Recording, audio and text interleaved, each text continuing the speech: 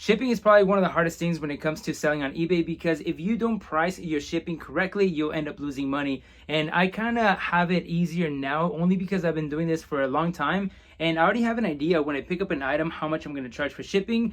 But I am going to break it down for you guys and make it a little bit easier for you. Just keep in mind that this is how I ship my items. I'm not saying this is the best way to do it. So if you guys see me doing something where I can improve, just let me know in the comments, because I'm always trying to learn. The way I have it set up on my eBay store is that I created shipping policies, and basically they're like tiers. So tier 1, tier 2, tier 3, and tier 4. And that is kind of what I go based on every time I pick up an item. And I'm going to show you guys on the computer right now. These are my shipping policies right here. And I know I have way too many, and that's because when I first started testing this out, I was just creating policies, and that's why I have so many. But you don't have to worry about having that many. Depending on what stage you're in your reselling journey, I would recommend that you start with at least 3 tiers in the beginning. So tier 1 would be charging $7, tier 2 would be charging $12, and tier 3 would be $18. And I will show you right now how to create those shipping policies, but right now I'm going to show you examples of items what would qualify in each of those tiers. Here I got 2 different types of items. I got this plush right here, and then this calculator right here.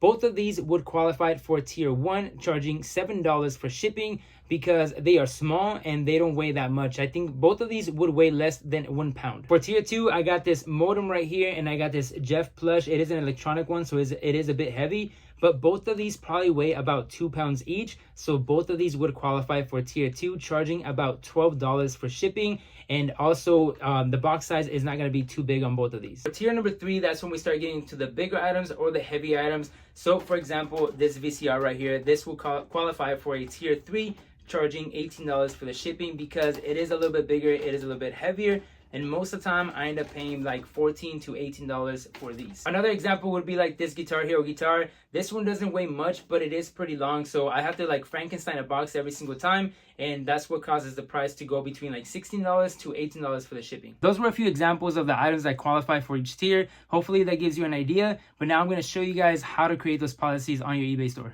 All right, so you're going to go to your eBay account settings, and then you're going to go to this part right here where it says business policies. Once that opens up, you're going to see the business policies. And what you do is you click here on the side where it says shipping. And if you already have some shipping policies, you're going to see all your shipping policies. If you don't, then this is going to be empty right here. Now, how you create them, you basically just create here, create policy, and then you go on shipping. So once you're here, it's going to ask you right here to name the policy, and no worries, no one is going to see this except you. Basically, it's going to help you determine which one you're going to choose. So for example, here, I'm just going to call it like tier 1, and then I'm going to put $7 shipping. That's how much I'm going to charge, right? For policy description, I always leave it empty. Now we move on to this section right here, and it's going to ask you how much you're going to charge for the shipping. Services, you're going to choose USPS Ground Advantage, but don't worry, if you come across an item where it's going to be a lot cheaper to ship through UPS, you will be able to ship through UPS. So this is just to, get past through this piece on eBay. But then right here on cost, you're going to put $7, because that's how much you're going to be charging for this tier. And then handling time, this is really up to you. If you're shipping the same day, if you're shipping in 1 or 2 business days, that's up to you. You can check whatever benefits you the most. For the international shipping, if you are shipping international, then you can do the same thing here. But if you don't, you can just leave it as is. And all you do is just click on save, and that's going to create your shipping policy. I'm not going to create save right now because I already have one for $7. But then we just do the same thing. You repeat the whole process. You create one for tier 1, tier 2, tier 3, and then you just change the shipping price from $7 to $12 and then $18. So let's say you're about to list an item on eBay. You got your photos, title, description, price, and everything. So when it comes to the shipping part, you're going to click on edit, and then you're going to click right here where it says choose policy. And you're going to see all your policies right here. Like I said earlier, I do have a bunch because from the beginning when I was testing it out, I just haven't deleted them. But let's say that plush right there was going to cost me $12 to ship. I would click on the $12 one, and then right here it's going to say shipping cost, the buyer pays $12, and it's going to be that simple. Now we're going to move on to how to pack these items with the boxes or poly mailer bags. And really quick, if you haven't already, hit that like button because it lets me know that you guys are enjoying this content. And if you guys have any questions, make sure you drop it in the comments. And if you haven't already, make sure you guys subscribe because I'm posting a new video every Wednesday. And I will start posting a new video as well on Sundays. When it comes to packaging your orders, I know some people want to create like a great experience for the buyer. So when they receive the item, they open the box, everything looks neat. But although that is great and amazing, just know that you don't have to do that. If you're like me and you sell a little bit of everything and you haven't really branded yourself on eBay, then to be honest, it doesn't really matter how you package your items because people are buying from you and most of the people don't really care about the experience of opening the packages. They just want to get their item right away. Now, if you are branding yourself on eBay, then I think it's really important for you to create that great experience for your buyers. I know a few people that sell on eBay that are branding themselves with only video games and vintage toys. So every time they sell an item, they always add some extra Pokemon cards in there so they can create a great experience for the buyers. And when you create a great experience for your buyers, they're most likely to come back and shop on your eBay store again. So just keep that in mind. If you are branding yourself on eBay, then I highly recommend that you focus on creating a great experience for your buyers. For example, this is one of the items that I packed today. You can see it's a little bit of a Frankenstein box, and I'm not creating that great experience for the buyers, but I am able to ship my orders the same day. So when they receive it a lot faster than they expected, that's kind of like a plus right there. 3 things that you're gonna need is bubble wrap, boxes, and poly mailer bags. If you guys are looking for poly mailer bags, I will leave the ones that I use in the description. As for the bubble wrap, I always buy it at Sam's Club just because it's about 2 miles away from me, and it's very convenient for me to just go and buy it. But once again, if you guys know where I can buy some for cheaper or maybe like in bulk, let me know in the comments. So we got poly mailer bags and then we have boxes. So which one is it better to use?